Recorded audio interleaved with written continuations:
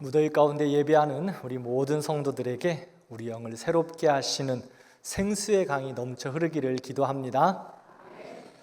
네, 지난주 한 주 동안 이름표 잘 붙이고 다니셨습니까?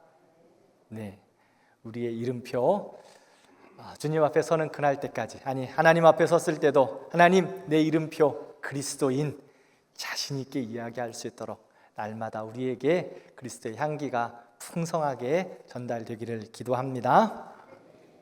우리는 지난주 사도행전 11장의 말씀을 통해서 복음이 어떻게 유대인들의 경계를 넘어서 이방인에게까지 확장되었는지 살펴보았습니다. 고넬료의 간절함과 베드로의 겸손함이 하나님의 시간 속에서 만났습니다. 그러므로 그 가정에 성령이 임하셨고 복음은 모든 민족에게 열려 있다는 하나님의 뜻을 보여주셨습니다. 그리고 복음의 놀라운 확장은 안디옥에서 이루어졌습니다. 구브로와 구레네에서 온 이름 없는 몇 사람의 순종을 통해서 안디옥 교회에 복음이 전해졌고 교회가 세워졌습니다. 세상은 그들을 보며 그리스도인이라 부르기 시작했습니다. 그들은 복음을 전하고 말씀을 따라 살며 복음을 흘려보내는 축복의 통로였습니다. 우리 대광교회도 안디옥 교회처럼 말씀에 순종하며 그리스도의 향기를 품어내고 받은 은혜를 다음 세대와 세계 열방을 향해 흘려보내는 생명의 공동체가 되자 지난주에 함께 기도했습니다. 오늘 본문은 복음의 확장 속에서 초대교회가 감당할 수 없는 위기와 어려움을 만났습니다. 그런데 그런 위기와 어려움 속에서 어떻게 반응하고 무엇을 선택했는지를 보여줍니다. 말씀을 살펴보면서 때로는 우리에게도 찾아오는 고난과 어려움들, 그리고 예기치 못한 시험들 앞에서 우리가 하나님의 사람으로 어떻게 반응해야 하는지, 그리고 하나님의 사람으로 어떻게 감당해야 하는지 다시 한번 확인하고 하나님의 능력이 우리의 능력이 되는 은혜의 주인공들이 되시기를 축원합니다. 첫 번째로 살펴볼 것은 고난에 대한 우리의 반응입니다. 본문 1절을 보면 그때 헤로드 왕이 손을 들어 교회 중에서 몇 사람을 해하려 하여 요한의 형제 야고보를 칼로 죽였다라고 말합니다. 신약 성경에는 4명의 헤로드 왕이 나옵니다. 오늘 본문의 헤로드 왕은 예수님의 탄생 시기에 나왔던 헤로드 왕의 손자였습니다. 이 헤로드 왕은 로마의 엘리트 출신입니다. 황제의 정권 교체에 기여한 대가로 유대 지역의 통치권을 수여받았습니다. 그는 아주 영리하고 정치적인 능력도 타고난 사람이었다 말합니다.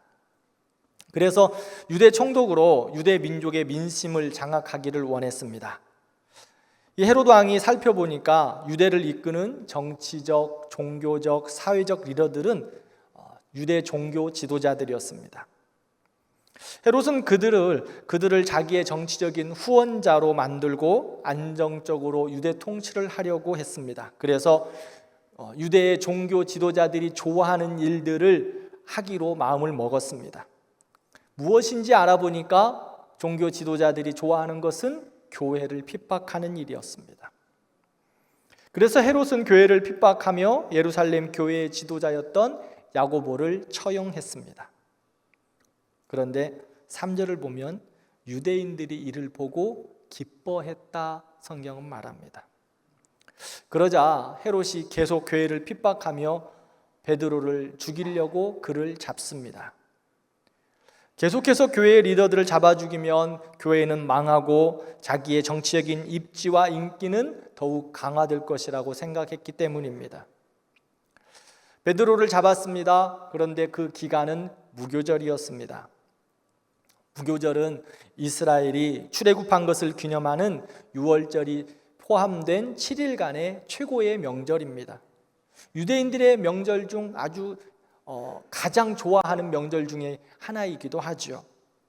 그래서 무교절 기간 동안에는 사람들을 처형하지 않습니다. 그래서 헤롯은 그 법칙을 준수해 주면서 베드로를 잡아가지고 옥에 가두었습니다. 무교절 이후에 베드로를 처형하려고 예정했던 것입니다. 감옥에 있는 베드로 어떤 상태일까요? 헤롯이 베드로에게 붙인 감시는 어마어마했습니다. 4절을 보면 군인 4명씩 사계조로 베드로를 지키고 있습니다. 6절을 보면 4명 중에 2명은 베드로와 함께 쇠사슬에 매어 있습니다. 즉 한쪽은 베드로의 손, 한쪽은 병사의 손, 이렇게 양쪽에 한 손씩 묶여서 베드로는 두 병사의 가운데에 있다는 겁니다. 그러면 2명의 병사는 무엇 할까요? 문 밖에서, 감옥 밖에서 베드로를 지키고 있습니다. 왜 이렇게 심하게 베드로를 지키고 있을까요? 베드로는 초대교회의 대표이기도 하고 사도행전 5장을 보면 예전에 감옥에 가두었는데 하나님의 천사가 와서 베드로를 풀어준 이력도 있었기 때문입니다. 그들도 그것을 너무 잘 알고 있었기 때문에 베드로를 아주 철저하게 감시하고 있었습니다. 무교절이 끝나면 베드로도 야고보와 같이 이제 처형될 위기에 있습니다. 지금 예루살렘 교회의 상황은 최대의 위기에 직면하고 있습니다. 앞이 잘 보이지 않습니다. 교회의 리더였던 야고보가 처형당했습니다. 베드로는 감옥에 갇혀 무교절이 끝나면 그도 처형당할 예정입니다. 교회의 핍박은 갈수록 거세지고 고난은 폭풍처럼 밀려옵니다. 사방이 완전히 가로막혀 있습니다. 베드로를 구해낼 방법도 없고 핍박을 막을 능력도 없습니다. 믿음이 약한 자들은 수군거리기 시작합니다. 반신반의하며 살짝 교회와 거리를 두기도 합니다. 베드로가 처형당하고 계속된 핍박이 몰려오면 교회는 엄청나게 흔들릴 위기에 직면하고 있습니다. 그런데 교회는 이러한 위기와 어려움을 대하면서 어떻게 반응하고 있을까요? 5절 말씀을 함께 읽겠습니다. 이에 베드로는 옥에 갇혔고 교회는 그를 위하여 하나님께 기도하더라. 아멘. 예루살렘 교회는 성령의 충만함으로 하나님의 비밀을 알고 있습니다. 성령의 임재 가운데 그들은 하나님의 역사를 경험했어요. 그런데 때로는 연약해서 넘어지기도 했습니다. 이방인과 땅끝까지 이르러 복음을 전하라는 말씀에 온전히 순종치 못해 고난이라는 것을 예루살렘 교회가 만나기도 했습니다. 그러면서 예루살렘 교회와 성도들은 조금씩 하나님의 뜻에 순종해가면서 하나님의 비밀을 맡은 자로 성장했습니다. 어려움을 당할 때마다 기도하면서 하나님의 역사를 이끌어내는 비밀을 그들은 알아낸 겁니다. 그들이 경험하고 그들이 알았던, 그들이 발견한 하나님의 역사의 비밀이 무엇일까요? 기도였습니다. 예루살렘 교회는 어려움을 당할 때마다, 또한 시험이 있을 때마다 그들은 기도하기 시작한 거예요. 그런데 이번 일은 이제까지 경험한 일들 중에서 가장 강력한 시험을 맞이하고 있습니다. 그럼에도 불구하고 그들은 여전히 하나님이 이제까지 우리를 도우시고 역사하심을 바라보며 더욱더 모여서 간절히 기도하고 있습니다. 그런데요, 놀라운 일이 있습니다. 교회는 베드로가 감옥에 갇혀 있는 것을 알고 함께 모여 간절히 기도하고 있습니다. 베드로는 그런데 무엇하고 있을까요? 베드로는 그 기도에 기대어서 평안히 자고 있습니다. 죽음을 앞두고 있는 베드로, 쇠사슬에 매어 있지만 마음 편하게 자고 있어요. 왜 그랬을까요? 왜 그가 그 죽음의 위기 앞에서도 편안하게 잠을 자고 있을까요? 교회가 베드로를 향하여 기도했기 때문입니다. 베드로가 그 아픔과 어려움과 위기 가운데 있지만 교회가 베드로를 가슴에 품고 기도했다는 거예요. 중보기도는 단순히 도와주겠다는 말이 아닙니다. 그 사람을 하나님께로 옮겨놓는 것입니다. 고난당한 자를 내 어깨에 짊어지고 주님 앞으로 나아가는 것이 중보 기도입니다. 지금 예루살렘 교회는 베드로의 아픔을 나의 아픔으로 알고 그의 기도의 제목들을 짊어지고 주님 앞에 나아가고 있습니다. 또한 중보기도는 모든 사역들과 어려움들을 내 가슴에 품고 또한 교회의 비전들도 가슴에 품고 기도하는 것입니다. 그것이 바로 중보기도입니다. 그 중보기도를 통하여 하나님이 베드로에게 역사하셨어요. 지난주 필리핀 단기 선교를 다녀왔습니다. 제가 대학 때부터 단기 선교를 다녀서 한 30여 년 단기 선교를 거의 매년 했던 것 같습니다. 그런데 이번 단기 선교는 정말 만만치 않았습니다. 태풍으로 인하여서 여러 상황이 계속 바뀌는 일들이 이뤄졌기 때문이에요. 그런데 한 형제가 이렇게 고백합니다. 고등학생이었습니다. 상황과 환경은 갈수록 더 안 좋아졌는데 감사와 은혜는 더 좋아졌습니다. 우리 고등학생의 간증이었습니다. 우리 교회는 필리핀 단기 선교를 보내놓고 무엇 하셨습니까? 기도하기 시작하셨습니다. 중보기도팀에서 다 계획된 그 기도의 시간에 한 명도 빼놓지 않고 자기의 시간에 기도하면서 단기 선교의 사역을 매일매일 기도했습니다. 5절의 말씀과 같이 교회는 단기 선교팀을 위하여 간절히 하나님께 기도하더라. 단기 선교팀도 열심히 기도했습니다. 상황을 탓하지 않고 기도에 무릎을 꿇었습니다. 교회가 기도하고 단기 선교팀들도 기도할 때 형제의 고백과 같이 상황과 환경은 갈수록 안 좋아졌는데 감사와 은혜는 더 좋아졌다라고 간증할 수 있었던 것입니다. 사람들은 고난이 닥쳤을 때 다양한 방식으로 반응합니다. 어떤 사람들은 낙심하고 어떤 사람들은 원망합니다. 어떤 이들은 문제를 해결하려 이리저리 뛰어다니고 또 어떤 이들은 입을 다물고 침묵하기도 합니다. 그러나 예루살렘 교회는 고난 앞에서 한 가지 방식으로 반응합니다. 함께 모여 간절히 기도하더라. 저는 우리 대광교회와 우리 성도들이 계속하여 이런 교회가 되기를 기도합니다. 개인의 문제, 어려움도 우리에게 있을 것입니다. 또한 교회에게 사역과 여러 가지 일들도 닥쳐올 것입니다. 그러나 문제를 문제로 보지 않고 문제 앞에서 수군거리지 아니하고 기도로 모여서 기도하는 교회, 함께 모여 간절히 기도하더라. 함께 주 앞에 무릎 꿇는 우리 성도들과 교회가 되기를 진심으로 축원합니다. 우리 개인의 모든 성도들도 때로는 우리의 위기 앞에 주저하거나 낙심하지 말고 하늘을 향하여 두 손을 높이 들고 하나님 앞에 기도하는 우리 성도들 되기를 축원합니다. 가정에 어려움들이 생기십니까? 자녀들의 아픔이 있으십니까? 하나님을 향하여 두 손을 높이 들고 기도하시기를 바랍니다. 자녀들을 향하여 중보 기도하시기를 바랍니다. 교회의 사역과 비전을 향하여 우리 하나님 아버지 앞에 간절히 기도하는 우리 교회가 되기를 축원합니다. 그럴 때 하나님께서 우리 여러분들의 기도와 가정의 기도의 제목들, 교회를 향한 하나님의 꿈과 비전을 향한 기도의 제목들 반드시 역사하여 주실 줄 믿습니다.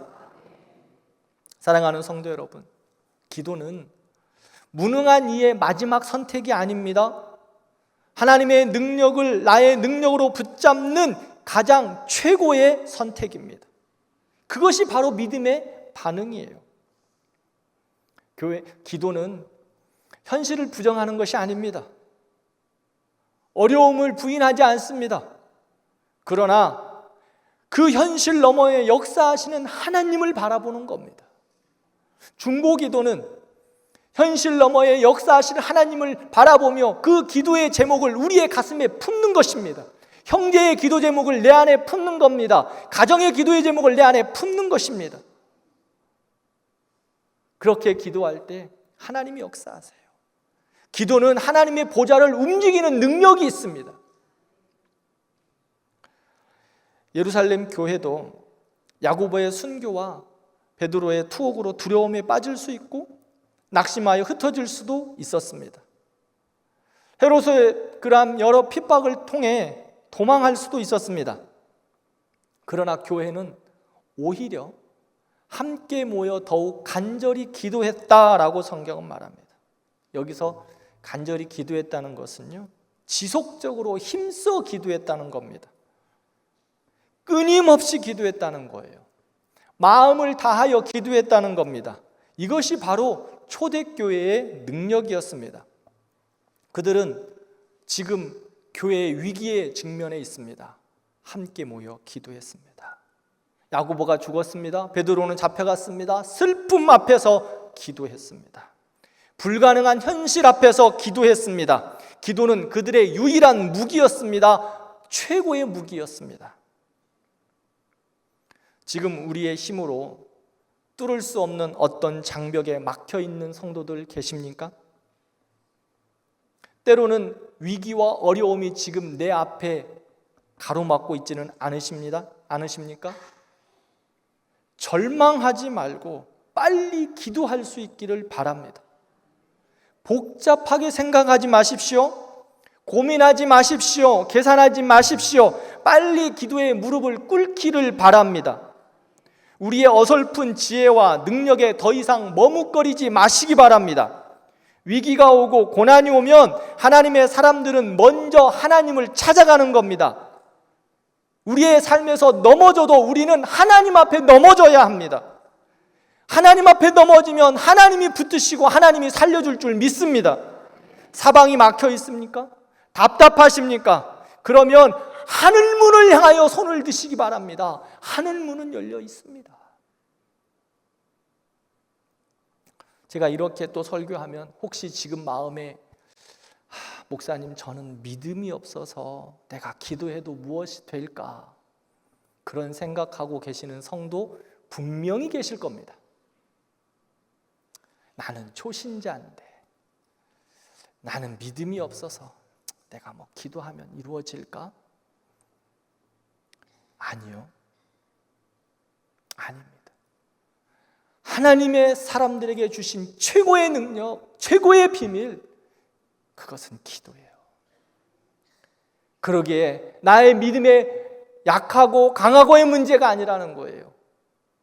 하나님 앞에 기도의 무릎을 꿇으시기를 바랍니다. 시편 34편 15절 말씀을 보겠습니다.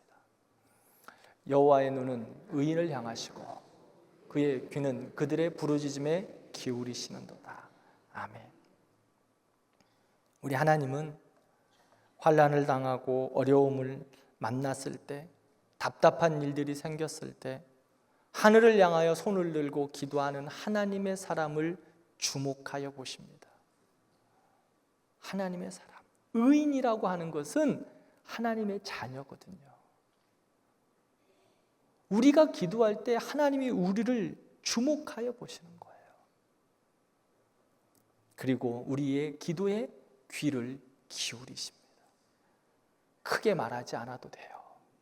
때로는 애통함으로 울면서 기도해도 하나님 들으시고, 큰 소리를 높여 통곡하며 기도해도 들으세요. 그러니 기도하시면 돼요. 고난을 당하는 우리들의 반응은 기도입니다. 기도해도 간절히 기도하시기를 바라요.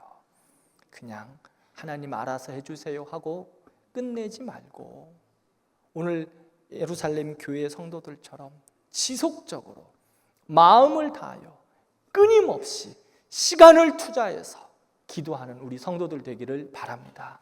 이것이 하나님의 사람들이 때로는 어려움과 고난 가운데 반응하는 하나님의 사람들의 모습이라는 거예요. 두 번째, 그럼 그렇게 기도할 때 하나님은 어떻게 반응해 주실까? 교회가 기도할 때 하나님은 어떻게 반응하셨을까요? 하나님께서 예루살렘 교회의 간절한 기도에 응답하셨습니다. 그런데 아주 절묘한 타이밍에 놀라운 방법으로 하나님이 응답하십니다. 우리 교회와 성도들의 기도에도 하나님께서 이렇게 응답하여 주실 줄 믿습니다. 6절을 보면 헤롯이 무교절이 끝나면 바로 베드로를 죽이려고 계획합니다. 교회는 베드로가 잡혀간 후 계속하여 기도했는데 하나님의 응답은 어땠습니까? 바로 추록을 시키셨나요? 아닙니다. 처형당하기 전날 밤까지 기다리게 하셨어요. 그리고 처형당하기, 즉 내일이면 이제 처형을 당해야 되는데 그 전날 밤 하나님의 천사가 그를 이끌어내셨습니다.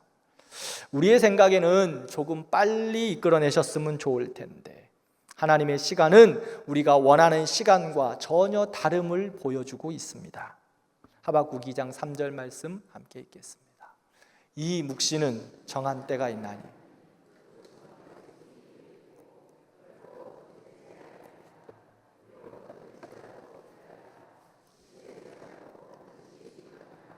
아멘.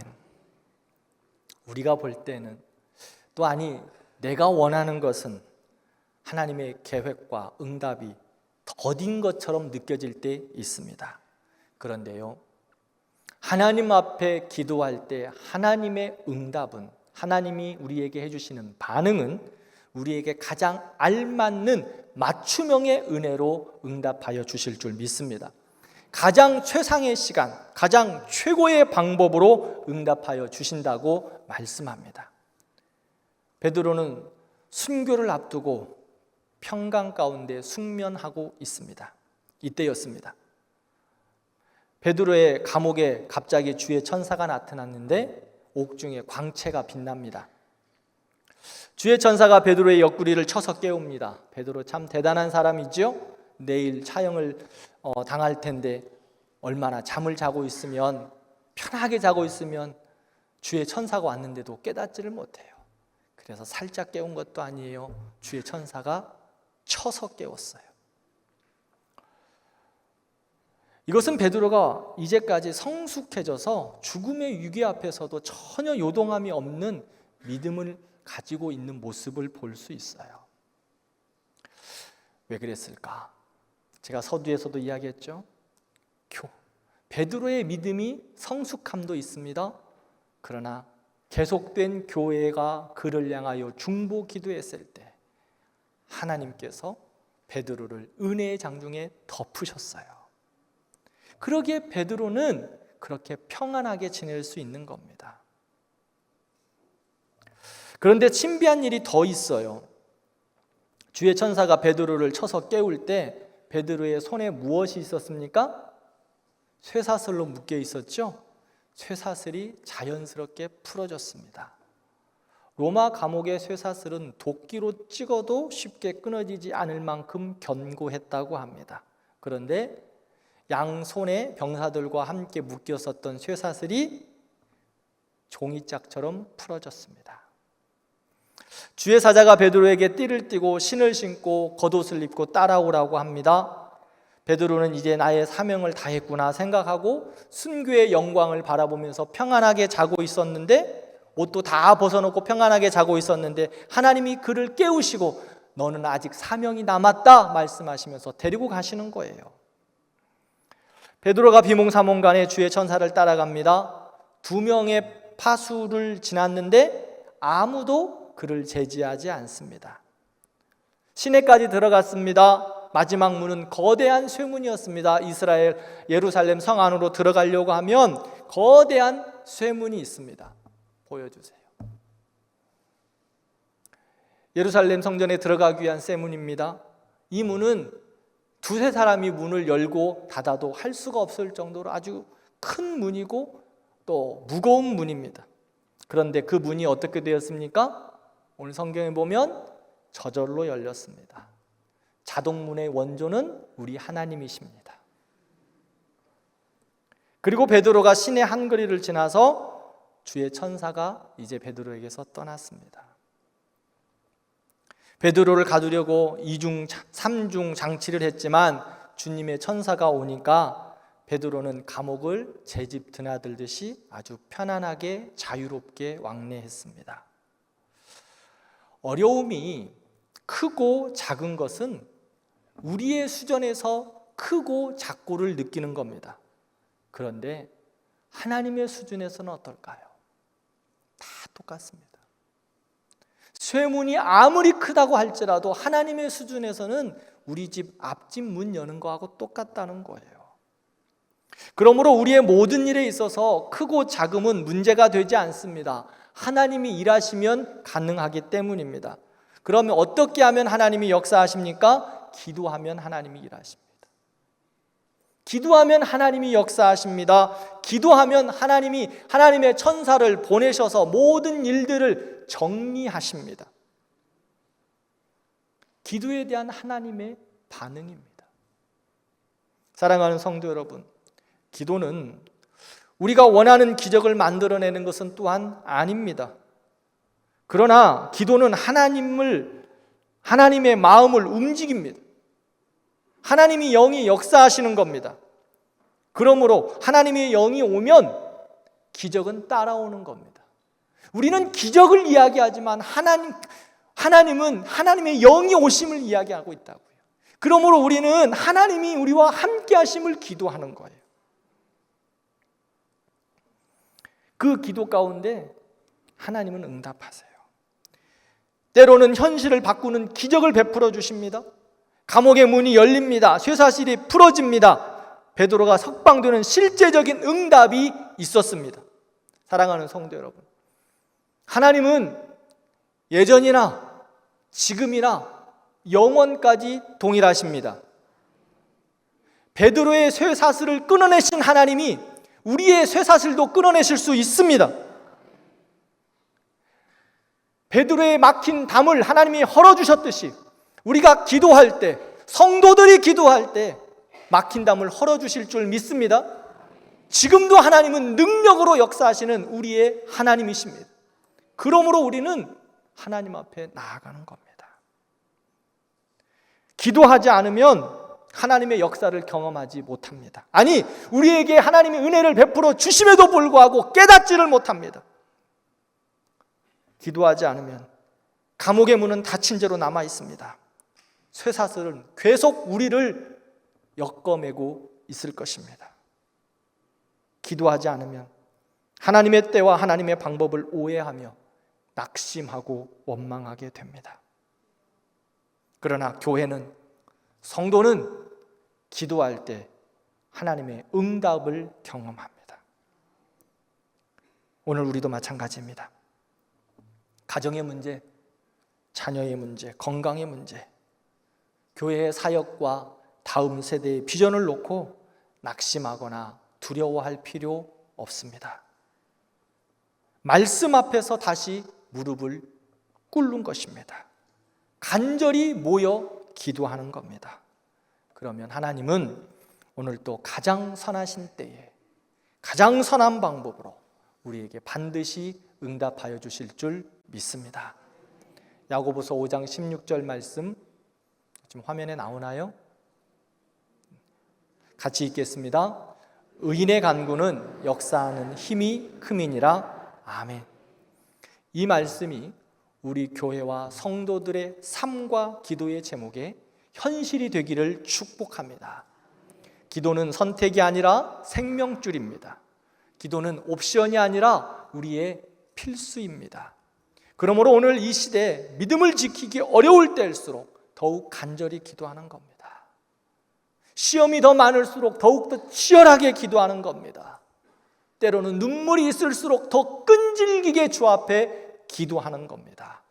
그리하면 하나님께서 응답하여 주실 줄 믿습니다. 쇠문은 열릴 것이고 쇠사슬은 풀릴 것이며 닫힌 길은 열릴 것입니다. 주의 천사를 보내셔서 하나님께서 우리를 예비하게 하실 겁니다. 주의 뜻을 이루어 주실 것입니다. 기도는 하나님의 역사를 여는 열쇠입니다. 이 은혜를 우리 대광교회 모든 성도들이 풍성히 누리기를 주님의 이름으로 축원합니다. 그러면 세 번째, 기도 응답에 대한 우리의 반응은 무엇일까? 한번 살펴보기를 원합니다. 11절을 보면 베드로가 정신을 차리고 보니까 주께서 그의 천사를 보내어서 헤롯의 손과 유대 백성들의 모든 기대에서 벗어나게 하셨습니다. 헤롯의 손과 유대 백성들의 기대는 뭐예요? 교회의 핍박과 베드로의 순교였어요. 그런데 하나님께서 베드로를 그의 어려움과 아픔 속에서 벗어나게 하셨다 성경은 말합니다. 정신을 차린 베드로가 이제 성도들이 모여서 기도하고 있는 마가의 어머니 다락방 마리아의 집으로 찾아갑니다. 하나님의 천사가 그를 시내 한 가운데까지 이끌어 주셨잖아요. 그리고 이제 베드로가 그곳을 찾아가는 거예요. 그곳에 가보니 성도들이 모여서 아주 뜨겁게 기도하고 있습니다. 베드로가 대문을 막 두드립니다. 로데라는 여자가 나왔어요. 베드로의 음성인 줄 알고 아주 너무 놀라서 기쁨으로 이야기합니다. 방 안에 들어가요. 베드로 선생님 오셨습니다. 그런데 좀 빨리 문이라도 좀 열어주고 들어갔으면 좋을 텐데 베드로는 들어가지 못하고 계속 두드리고 있는 거예요. 그런데 로데의 이야기, 베드로가 살아왔습니다 라고 성도들에게 외쳤는데 그 말을 듣는 사람들의 반응은 무엇입니까? 소녀의 말에 베드로 왔구나, 베드로를 하나님이 살려보내 주셨구나 이렇게 대답한 것이 아니라 네가 미쳤구나, 헛것을 봤구나, 헛것을 들었구나 라고 지금 로데라는 소년을 나무래고 있어요.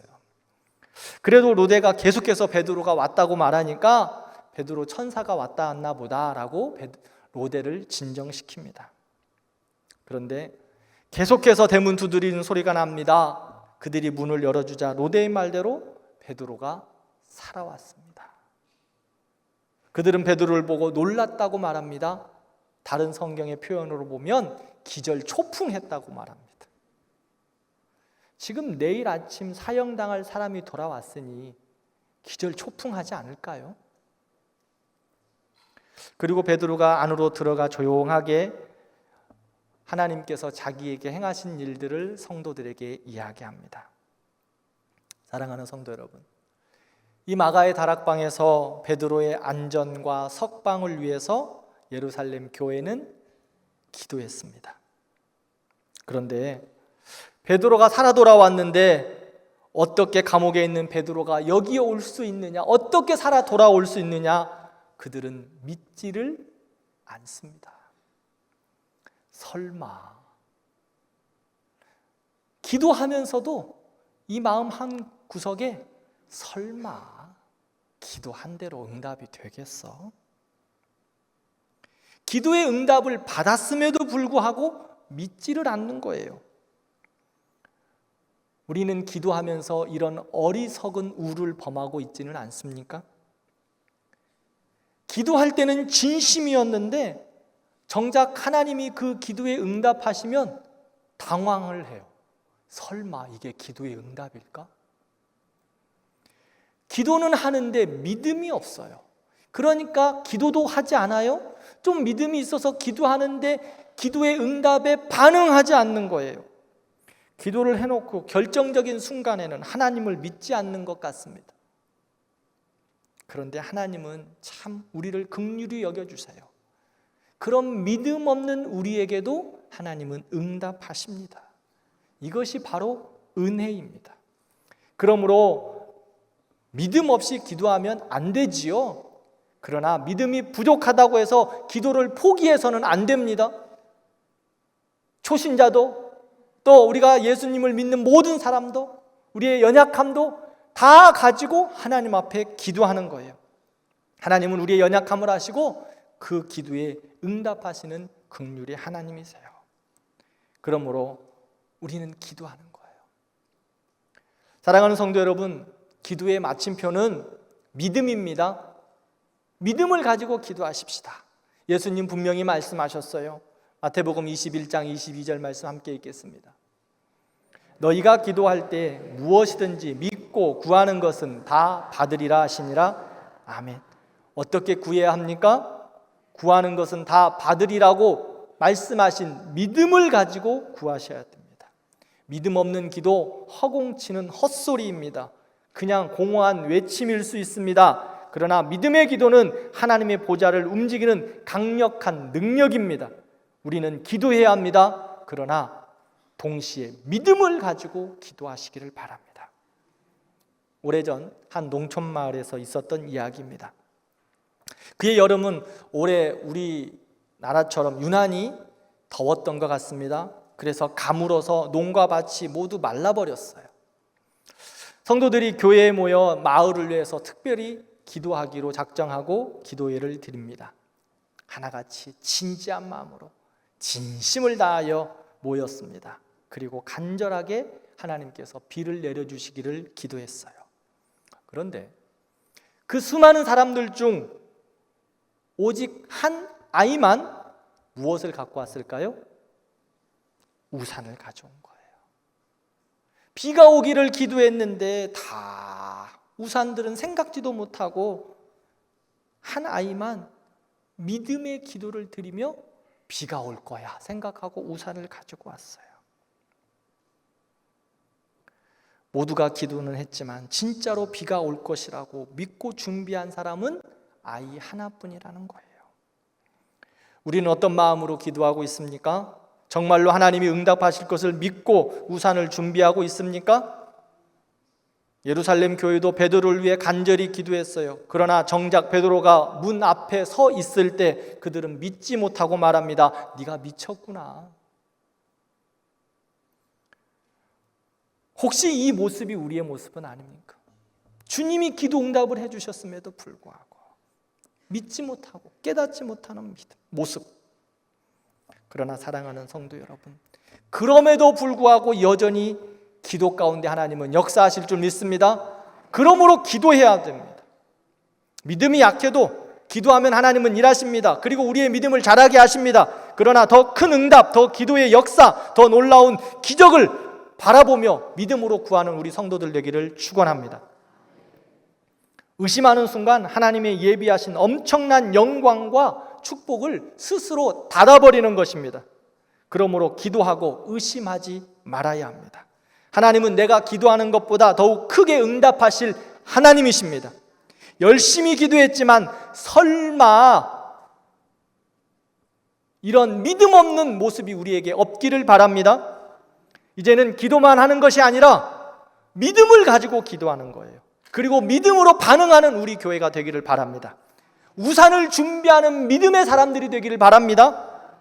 우리가 기도할 때 하나님이 부어주실 것이다. 은혜의 단비를 폭포수처럼 쏟아부어 주실 것이다. 그 확실한 믿음을 가지고 믿음의 우산들을 준비하며 기도하는 우리 성도들 되기를 축원합니다.